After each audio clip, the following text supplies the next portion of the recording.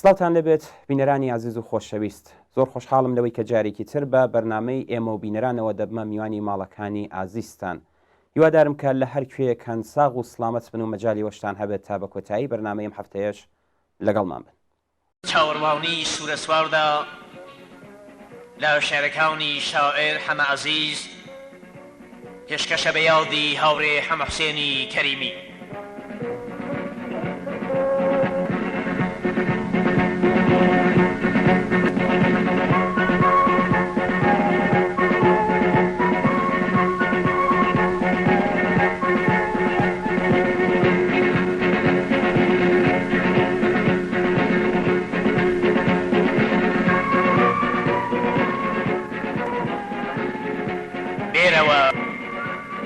بێرەوە ئاسمان جڵەوتە ئەسپی شێرت مەشخەڵە، باڵگرە تیشرە و بەهەستە سوورە سواری کۆمەڵە. زووکە سەنگەر ئاوەدان کە ڕەنج دەری ماندوونە ناست، ئارەقەت بۆ نۆبەرەی نان بۆتە بارانی پەڵا. ڕابە نەفرەت کە لە مەرگ و هەستەوە بۆ کار و ڕەنج، کەی ورەی ئینسانی کارگەر ئاسەواری کۆتەڵا. شۆڕشە هەستە لە بۆ سە و لەمپەری ڕێسەڵمەکە، شۆڕش و جانبازی زادە و خەسڵەتی وەک تۆی کەڵا. خۆت لە ئامێز بگرە ئاسۆی بەندەنان ئاخێز مەکە، مەشخەڵان کۆجێ هەواری تەمتومان و دووکەڵا. دێبەدێ پێشمەرگەیە و شاری لە سەنگەر گرتووە، گێژەنی ئەو ئاگرە سوورە وا لەسەر تۆ ماوتەڵە. دەرکەوە نم ببارێ سەوزی کەم مەزراوی گەنم، نان و هەرزانی بەهایان ڕەنجی تۆی تیاو تێکەڵە. بێرەوە جوانووی لە بەفرا کورژن و چوار پەلتەزی و پۆلە سێرەی کەنار گرتووی بە دوای نوورداتەری و باسکی پاڵەی لە کار و شەلگەدا ڕەشەڵگەرا و ڕندێکی گوندی لە مستی خاک بە زۆر ڕاگوێز کرا و تاڵ و ڕەشماڵی ڕەوەندی بێ هەواری گەرمەسێر ژینەمۆی گرکانی هەڵچووی شانی ئینسانی بوێر.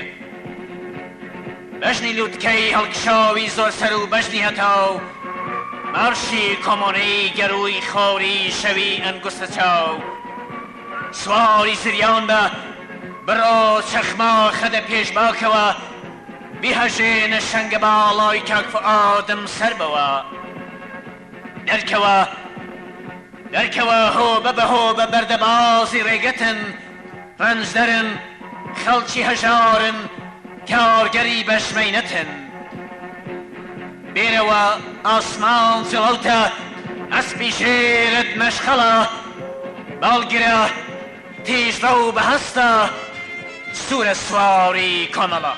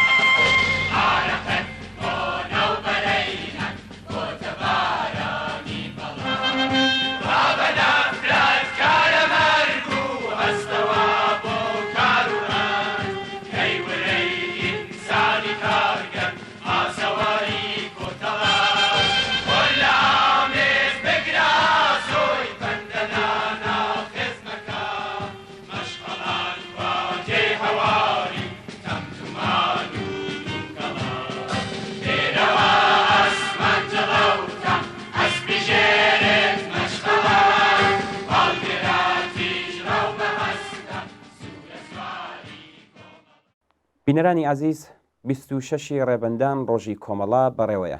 بەرنامەی ئێمە و بینەرانی ئەم هەفتەیەشمان بۆ بەرەو پیرچوونی ئەو ڕۆژە تەرخان کردووە. لە چەند ڕۆژی ڕابردوودا هەواڵ و راپۆرتی زۆرمان لە ناوە و لە دەرەوەی وڵات لەم پەیوەندێدا بەدەست گەیشتووە وێڕای سپاس لە هەموو ئەم هاوڕێیانە و هەر لە ئێستاوە پیرۆزبایی ڕۆژی کۆمەڵایان لێکردوین لا بەرنمەکانی داهاتووماندا و نامۆ راپۆرتەکانتان بڵاو دەکەینەوە. ئازیزان، مێژووی کۆمەڵا پڕە لە لاپەڕەی پرشەنگدار، بێگومان ئەو مێژووە پڕ لە هەوراز و نشێ و پڕ لە دەرس و ئەزمون هەرگز لە بەرنمەیەکدا و چەند بەرنمەیەکدا کورد ناکرێتەوە. بەڵام ئێمە لەم فرسەتە کەڵک وەردەگرین و لەو ماوەی کە ماومانە تا ڕۆژی کۆمەڵا چەند لاپەڕەیەک لەم مێژووە هەڵدەدەینەوە.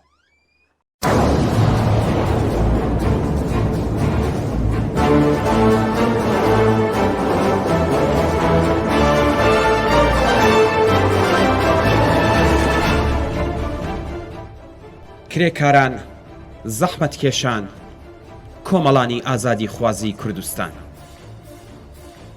26 ڕێبەندان ڕۆژی کۆمەڵەیە. ڕۆژی کۆمەڵا ڕۆژی ڕێزگرتن لە 43 ساڵ هەڵسووران و خەباتی بێوچانی ڕێکخراوێکی شۆڕشگێڕ و کۆمۆنیست لە ناو شۆڕشی کوردستان و ئێراندایە. ئەمڕۆ ڕێزگرتن لە ڕۆژی کۆمەڵا تەنیا ڕێزگرتن لە ڕۆژی سازمانی و حیزبی نییە، بەڵکو ڕۆژی ڕێزگرتنە لە باڵی سۆسیالیستی و عەداڵەتخوازی ناو بزوتنەوەیەکی شۆڕشگێڕانە.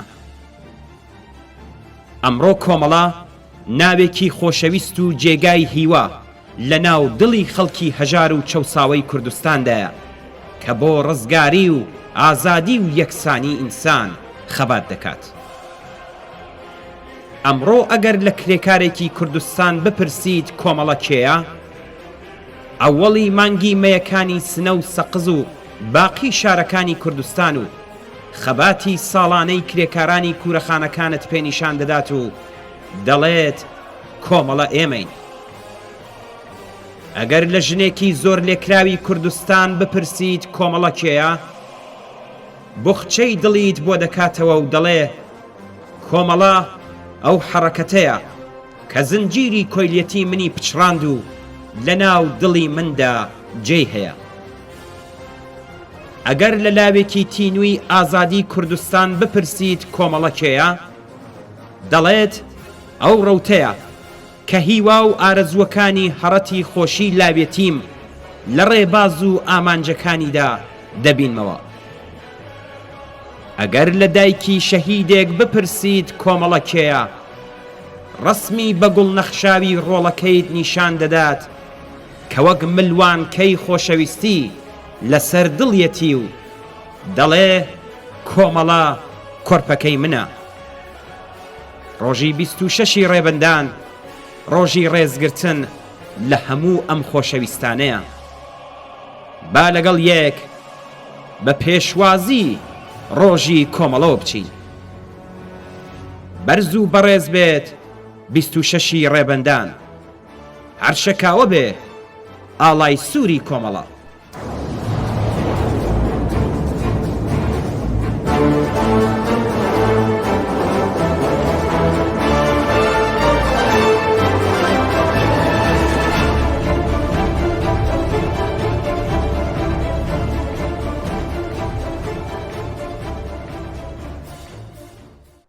شەشی ڕێبەندان ڕۆژی کۆمەڵا بەڕێوەیە.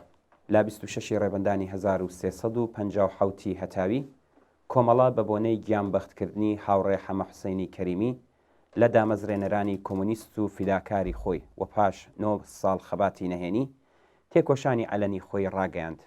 ئێستا 52 ساڵ بەسەر خەباتی بێوچانی کۆمەڵا دژ بە ستەم و چەوسانەوە و بێمافی خەڵکی ستەم لێکراوی کوردستان و ئێران تێپەڕ دەبێت. 52 ساڵ تێکۆشانی لێبڕاوانەی کۆمەڵا لە پێناو وەدی هاتنی ئامانجی ئینسانی و سوسیالیستیدا کاریگەری بەرچاوی لەسەر کۆمەلگای کوردستان داناوە. ئەمڕۆ هەر حەڕەکەتێکی پێشڕەو لە کۆمەلگادا وە گەلێک ناڕەزایەتی ڕۆژانە بە بارودۆخی زاڵ لە کوردستان بە کۆمەڵەوە پێناسە دەکرێن. کۆمەڵە لە کاتی دامەزراندنیەوە تا ئێستا سەرەڕای هەموو کەند و کۆسپەکانی سەرڕێگای هەڵسوورانی بەردەوام پەیوەندیەکی قوڵی لەگەڵ بزوتنەوە کۆمەڵایەتی و پێشڕەوەکاندا بووە و هاندەر ڕێکخەر و ڕێونێنیان بووە. لە هەمان حاڵدا کۆمەڵە خۆی لەناو ئەو بزوتنەوانەدا خاراوتر و بە ئەزمنتور بووە.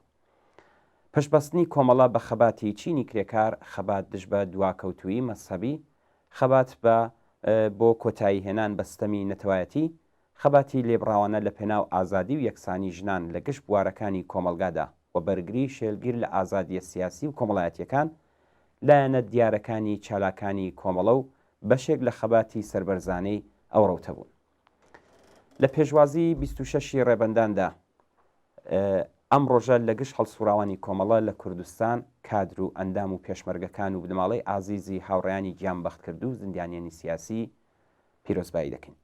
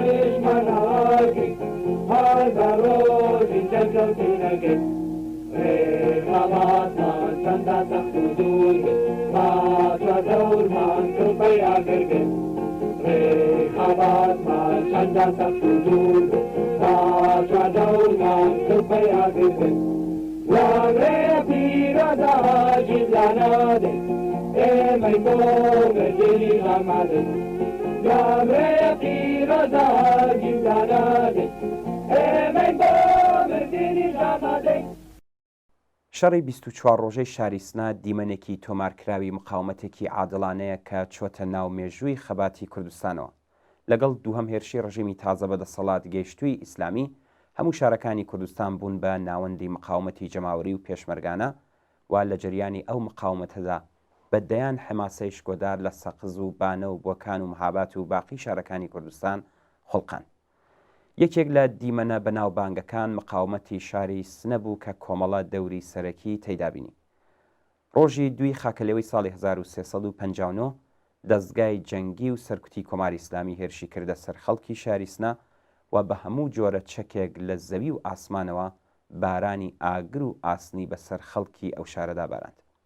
ئەم هێرشە سەرەتای شەڕێک بوو کە 24 ڕۆژی خایاند کە لە مێژووی بزوتنەوەی شۆڕشگەڕانەی خەڵکی کووردە بە شەڕی 24 ڕۆژە ناسراوە.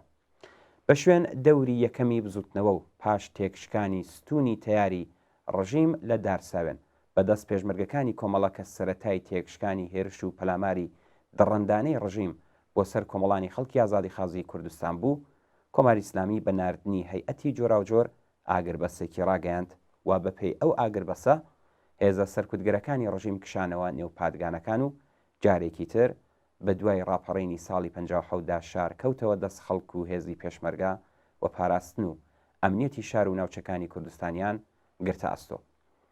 لە ماوەی نزیک بە 5 مانگ لە کشانەوەی هێزەکانی ڕژیم پۆل لە کچ و کوڕژن و پیاو لە سەراسەری ئێرانەوە دیسانەوە ڕویان لەم ناوچەیە کردەوە و بەم شێوەیە مودا و ئیمکاناتێک بۆ دیالۆگ و گۆڕینەوە و بیرروڕاو بۆ ئاشنابوون لەگەڵ خواست و ئارەزوەکانی یەکتر فراهەم بوو.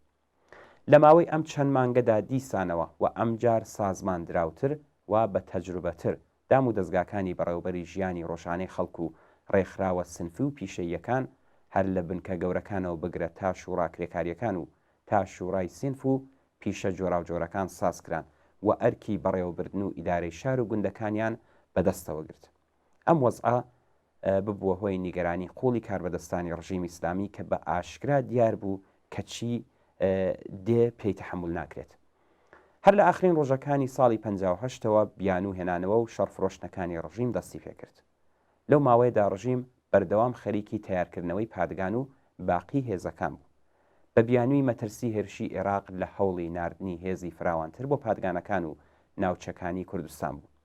ئیتر کەس شکی لەوەدا نەمابوو کە ڕژیم جارێکی تر هێرش دەکاتە سەر کوردستان و شەڕێکی سەرکوتگەرانە و نەخوازرا و بەسەر خەڵکی هەقواز و تینووی ئازادی ئەم ناوچەیەدا دەسەپێنێ. لەگەڵ ئەمە لە باقی شوێنەکانی ئێرانیش ڕژیم بەرەبەرە دەستیدا بووە زەبر و زەنگنواندن و سەرکوتی بزوتنەوە جۆراوجۆرەکان. هێرشکردنە سەر ڕێکخراوە کرێکاریەکان لە کارخانەکان پەلامار بۆ سەر ڕێکخراوەکانی ژنان و بۆ سەر هەڵسوڕاوانی ئەو مەیدانە. هێرش بۆ سەر زانستگاکان لە سەرانسەری ئێران بە تایبەت زانکۆی تاران و گەلێک گەڵاڵە و پیلانی تری لەو چەشنە. هەموو ئاڵلقەیەک بوون لە زنجیرە گەڵاڵەکراوەکانی ڕژیمی جمهوری ئیسلامی بۆ سەرکوتی پاشماوەکانی شۆڕشی ئێران.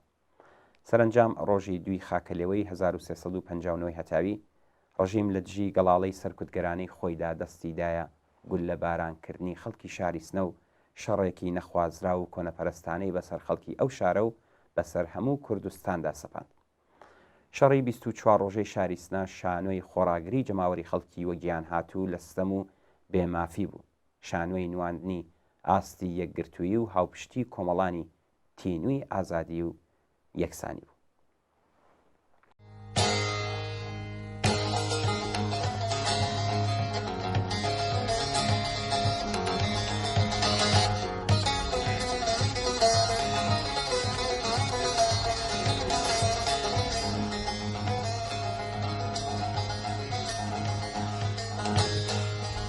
سەبرا دلێ وەکا گولێ باخچی وەکا من گول هانی بەردەدانین داوێ بدنێ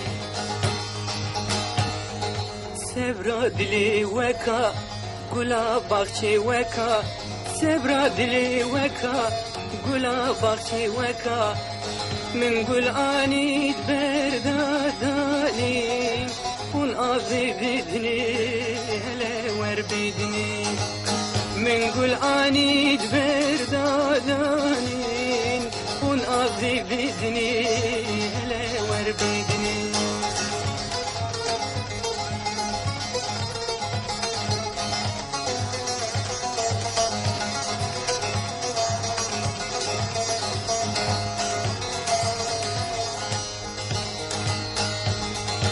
علمي ماركسيس بخوين راستي تيدا ببين علمي ماركسيس بخوين راستي تيدا ببين قافاك امبي رابن كسنكان ما بخين قافاك امبي رابن كسنكان وبخين ويقول اني بردادانين كن اغي بدني قلو وربدني ويقول اني بردادانين كن اغي بدني قلو وربدني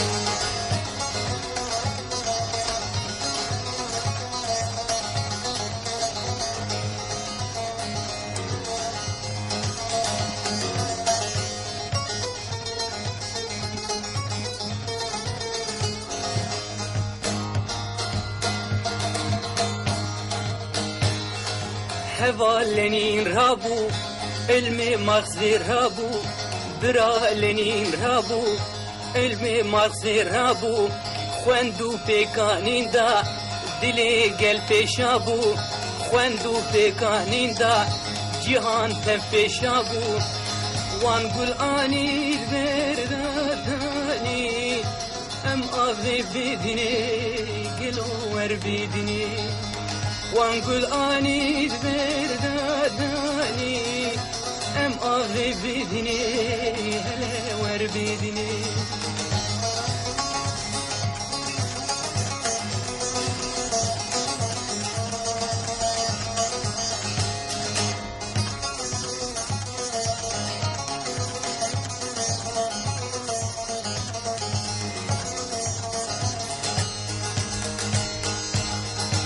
بێژن هەواڵ شوان بۆ مافێ مە کوردان بێژن برا شوان بۆ مافێ مە کوردان کانم سۆسیالیزمێ ئاودم باغێ گولان کانم سۆسیالیزمێ ئاودم باغێ گولان وان گولانی دبێردادانین ئەم ئاوێ بێدنێ گەلۆ وەربێدنێ وان گولانی دبێردادانین ئەم ئاوێ بێدنێ گەلە وەربێدنێ سەبرا دلێ وەکا گولا باخچێ وەکا سەبرا دلێ وەکا گولا باخچێ وەکا من گولانی دبێردادانی خون ئاوێ بێدنێ گەلۆ وەربێدنێ وان گولانی دبێردادانی ئەم ئاوێ بێدنێ هەلە وەربێدنێ. یەکێکی دیکە لە دیمەنەکانی درەوشاوەی خەباتی جەماوەری کە لە مێژووی کۆمەڵەدا تۆمار دەکرێت مانگرتنی گشتی 16 گەلاوێژی 1384. ئەم مانگرتنە هێمای خەباتی یەکگرتوانەی خەڵکی کوردستان لە دژی ڕژیمی کۆماری ئیسلامی. 11 پوشپەڕی ساڵی 84 لە ئاکامی هێرشی هێزەکانی ڕژیم بۆ سەرژمارەیەک لە لاوانی مەهاباد 4 کەس بریندار بوون و لاوێک بە ناوی شوانەی سەید قادری دوای برینداربوونی کەوتە دەست هێزەکانی ڕژیم و بەهۆی ئەشکەنجەی وەحشیانەوە گیانی لەدەستا. بۆ هاوپشتی لەگەڵ خەڵکی مەهاباد مەحکومکردنی چینایەتی ڕژیم و داخوازی دادگایکردنی بڕیاردەران و بەڕێوبەرانی قەتڵی شوانەی سەید قادری خەڵکی کوردستان بۆ ماوەی زیاتر لە 3 حەوت دەستیاندایە ناڕزایەتی و خۆپیشاندان. هێزە سەرکوتگەرەکانی ڕژیم لە شارە جۆراوجۆرەکانی کوردستان هێرشیان کردە سەر جەماوەری ناڕازی، ژمارەیەکیان کوشت و دەیان کەسیان بریندار و سەدان کەسیان دەستگیر و ڕەوانەی زیندانەکان کرد. کۆمەڵە لە بانگەوازێکدا داوای لە خەڵکی کوردستان کرد کە بۆ مەحکومکردنی جنایەتەکانی ڕژیم دەست بدەنە مانگرتنێکی گشتی. بانگەواز بۆ مانگرتنی گشتی لەسەر تاسەری کوردستان بە شێوەیەکی بەربڵاو دەنگیدایەوە. تراکت و بەڵگەی پەیوەندیدار بە مانگرتن بە زووی لە هەموو شارەکانی کوردستان، گەڕەکەکان، کارگاکان، بازار و ئیدارەکان بڵاو کرایەوە. لە زۆریەک لە شارەکان بە کارزانی هەڵسوڕاوانی کۆمەڵە کومیتەکانی ئامادەکاری 16 گەلاوێژ پێکات. میکانیزمەکانی پەیوەندی جەماوەری کەوتە گەڕ و هەڵسوڕاوانی ئەم حرەکەتە بە زووی یەکتریان لە هەوڵەکانی خۆیان ئاگادار دەکرد و کارەکانیان هاو ئاهەنگ بەرەو پێش دەبرد. ئەم مانگرتنە وورەی خەباتکارانەی خەڵکی کوردستانی بەرز کردەوە و گرنگی هاوپشتی و کاری ڕێکخرا و ئاگاهانەی لە چاوکردەوەی خۆڕزق ناڕێکخرا و بێڕابەری بە شێوەیەکی بەرچاو و لە ئاستێکی جەماوەریدا نیشاندا. مانگرتنی گشتی 16 گەلاوێژی 1384 هەتاوی لە ڕیزی ڕووداوە گرنگەکانی خەباتی 30 ساڵەی خەڵکی کوردستان لەوانە کۆچی مێژووی خەڵکی شاری مەریوان، مانگرتنی یەک مانگەی خەڵکی شاری سنا بۆ وەدەرنانی پاسەڕان، هاوپشتی سەراسەری لەگەڵ خەڵکی مەهاباد دوای ئەعدامی 59 کەس لە خەباتکارانی ئەو شارەدا دادەنرێت و ئەزمونێکی خەباتکارانە و تەجروبەیەکی بەنرخ بوو بۆ تەواوی بزوتنەوەی ئازادی خوازانی خەڵکی ئێران لە دژی سەرڕۆیی مەسەبی و لە پێناو گەیشتن بە ئازادی. پەڵەنگانی بەسامی نێودڵی داگیرکەران نێودڵی داگیرکەران ئەی هەواڵانی بەزەبری پەیکەری چەوسێنەران پەیکەری چەوسێنەران ئەی پەڵەنگانی بەسامی نێودڵی داگیرکەران نێودڵی داگیرکەران ئەی هەواڵانی بەزەبری پەیکەری چەوسێنەران پەیکەری چەوسێنەران ئەی گزنگانی سەراسۆ و دەمکەلی ڕێگەی خەبات هەڵگرانی بیری تازەی شۆڕش و موش دەینەجات ئەی بەرەنگارانی دونیای پڕ لە ڕەنج و ژینی ڕاش دەی بخوێنن دەنگ هەڵێنن بەو چەکە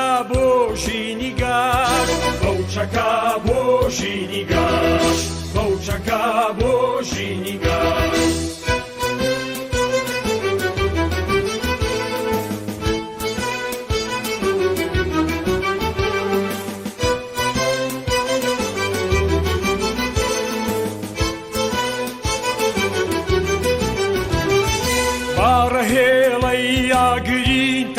سەر بە دوژمنکانەوی وا خوڕۆش و جۆشی چەکتان ڕۆی هەتا و بەڕزەوی با لە ڕەوتی سووری مێژ و شۆرەت و ڕەنداتەوە با لە چوار قوڕ نەیژیهانە بەرزیتان دەنگداتەوە بەرزیتان دەنگداتەوە بەرزیتان دەنگداتەوە.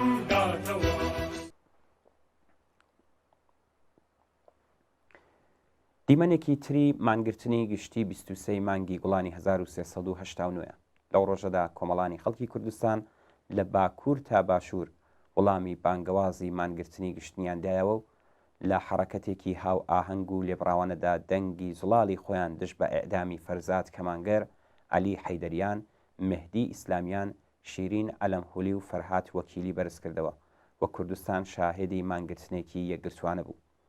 بانگەوازی کۆمەڵە بۆ مانگرتنی گشتی لەم ڕۆژەدا لەگەڵ پشتیوانی و هاو ئاهەنگی حیزب و هێزە سیاسیەکانی کوردستان و پێشوازی و هاوڕێتی هێزە چەپ و کۆمونیستەکان لە ئێران بەڕۆڕوو بوو.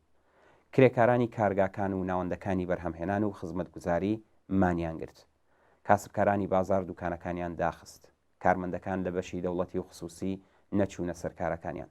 خوێندکاران لە مەدرسەکان و زانکۆکان کلاسەکانی دەرسیان تعتیل کرد. مانگرتنی گشتی 23 مانگی گوڵان وەڵامێکی ددانشکێن بوو بە ڕژیم کە خەڵکی کوردستان بە ڕژیمی کۆماری ئیسلامیان دایەوە کە پێی وابوو بە ئێعدامی ڕۆڵەکانیان چاوترسێنیان دەکات.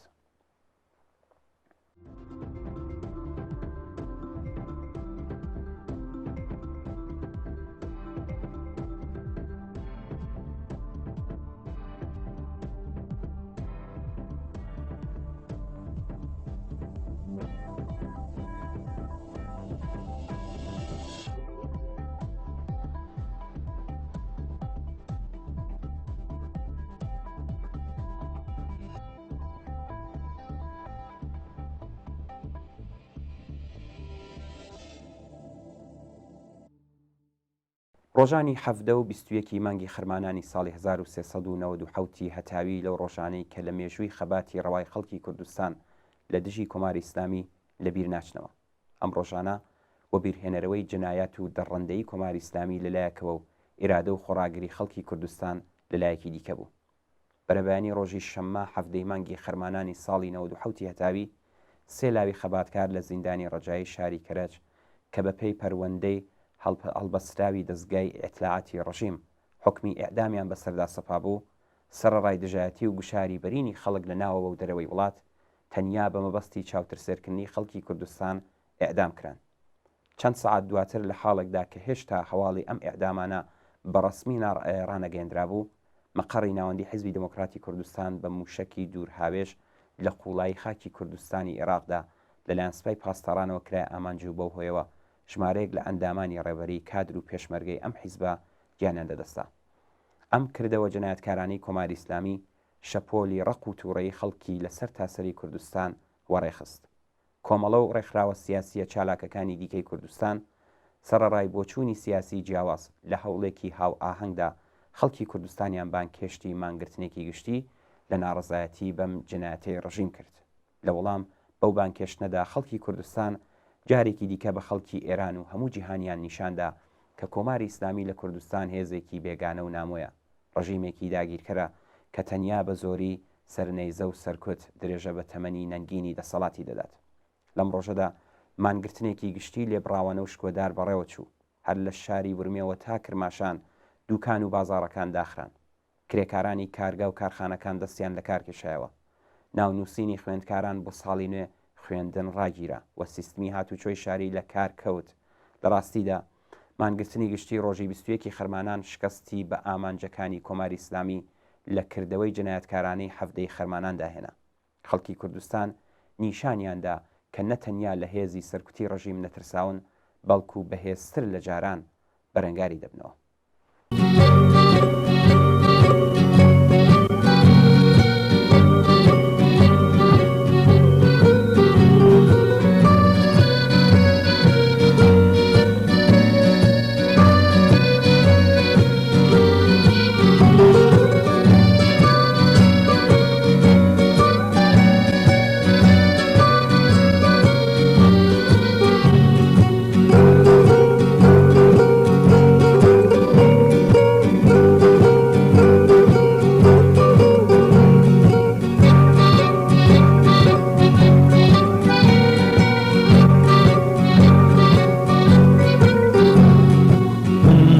مشکوێک لەو ئاگرام کاسنی شاتاوێنێ من دێڵۆپێک لەو بارانم کە دەریایەک بادی دێنێ من شەماڵێمە و شەماڵی هێر لە شنەی بە سۆز و تاو بە سۆز و تاو دامە و بەهار بەفریداگیر کاری وڵاتەکەم باوەکەم باو من ژی لەم و مەوژی لەم وای دوایە زاران ئەو لێ پژان دیسانەوە گردە هاویم مەیڵێمەوە گۆرانی ژیان هەیڵێمەوە گۆرانی ژیان هەیڵێمەوە گۆرانی ژیان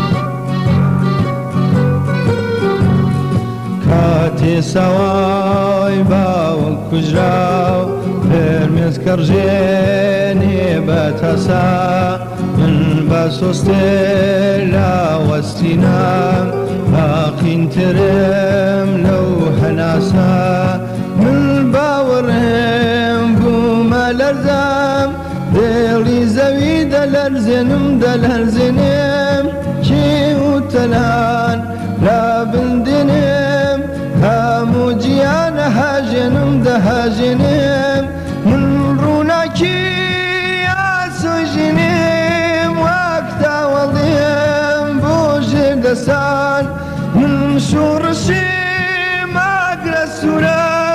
ماگرە سوورەکەی کوردستان هاگرە سوورەکەی کوردستان هاگرە سوورەکەی کوردستان هاگرە سوورەکەی کوردستان. ئازیزان، بزوتنەوەی شکۆداری معەلیمان لە کوردستان و لە هەموو ئێران بە بەردەوامی بەرەو پێش دەچێت و ڕۆژ لەگەڵ ڕۆژ پەرە دەستێنێت و تا ئێستا بە سەدان شاری ئێرانی گرتوتەوە. کۆماری داماوی ئیسلامی هیچ ڕێگا چارەیەکی واقعی بۆ چارەسەرکردنی کێشەی بژێ و سیاسی خەڵک نییە. هەر بۆیە بێجگە لە دووبەرەکینانەوە دانی وادە و بەڵێنی بێناوەڕۆک هەڕەشەکردن و هێنانە گۆڕی گەڵاڵەی بێزەمانەت دەستی داوەتە هێرشی بێبەزیانە بۆ سەرڕیزی ناڕازیان و دەست بەسەرکردنی سەدان کەس و بڵاوکردنەوەی درۆ لە میدیا دەوڵەتیە سانسۆرکراوەکان دژ بە خەباتکاران و ناڕازیان. وەڵامی ناڕازیان بە شانۆی بێناوەڕۆک هەڕەشە سەرکوت و درۆ خۆڕاگری بەرامبەر پۆلیس لەسەر شەقام و بەرینترکردن و ڕێکخستنی مانگرتن و ناڕزایەتی و ڕاکێشانی هاوپشتی زیاتری کرێکاران و نارانی ڕژیم و ناڕازیانی ناو کۆمەڵ بووە. هاوکات ڕژیمی کۆماری ئیسلامی شەپۆلێکی نوێیان لە دەست بەسەرکردن و ڕفاندنی چالاکانی بزوتنەوە کۆمەڵایەتیەکان لە کوردستان و شوێنە جۆراوجۆرەکانی ئێران وەڕێخستووە. هاوکات ناوەندە سەرکوتگەرەکان هەوڵ دەدەن خواست و داخوازی ڕەوای خەڵک لە چوارچێوەی هەوڵدان دژ بە ئەمنیەتی نەتەوەی پێناسە بکەن تا چالاکی بزوتنەوە کۆمەڵایەتیەکان بە ئەمنیەتی لە قەڵم بدەن. هەوڵ دەدەن بە درۆی هەڵبەستن و سناریۆ داڕشتن، هەوڵ دەدەن کەلێن بخەنە نێوان جەماوەری معەلیمان و کۆمەڵەوی ڕایپشتیوانی لە هەموو بەندکراوانی سیاسی، چالاکانی کرێکاری و مامۆستایان، ژنان و هەموو ئازادی خوازان و ئەداڵەت تەڵەبان ئەو پەروەندە سازیانە بە توندی محکوم دەکات.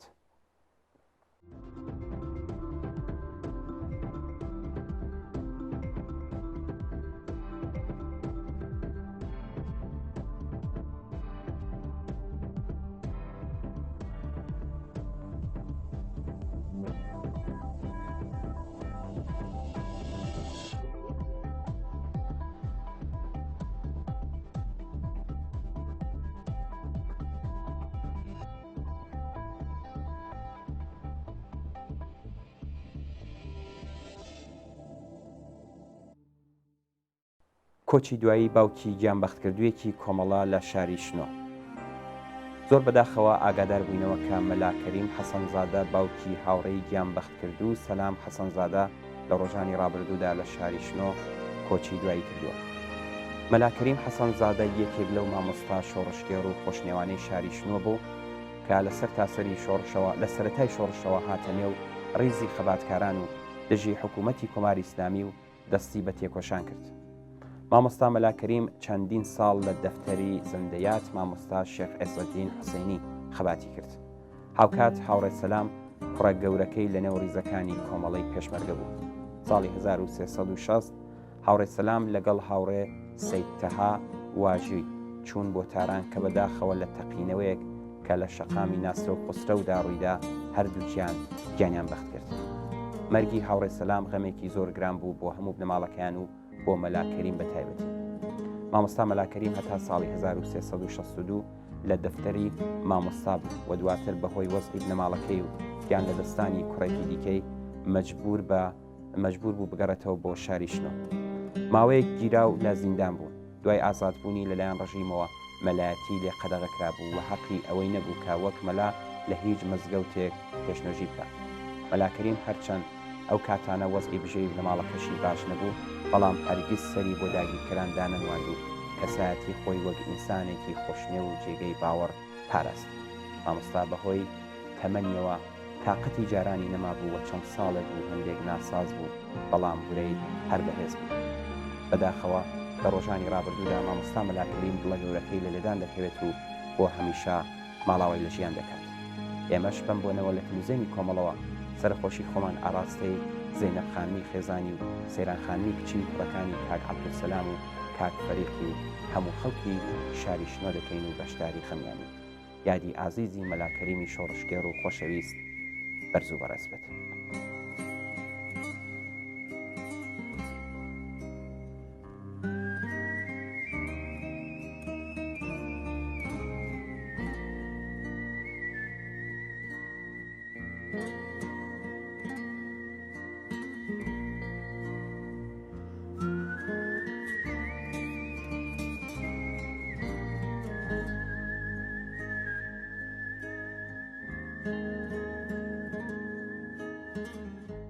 بەڵێ بینەرانی ئازیز و خۆشەویست، بەم جۆرە گەشتینە کۆتایی بەرنامەی ئەم هەفتەی ئێمە و بینەران زۆر سپاس بەوەی کە تا ئێستا لەگەڵمان بوون.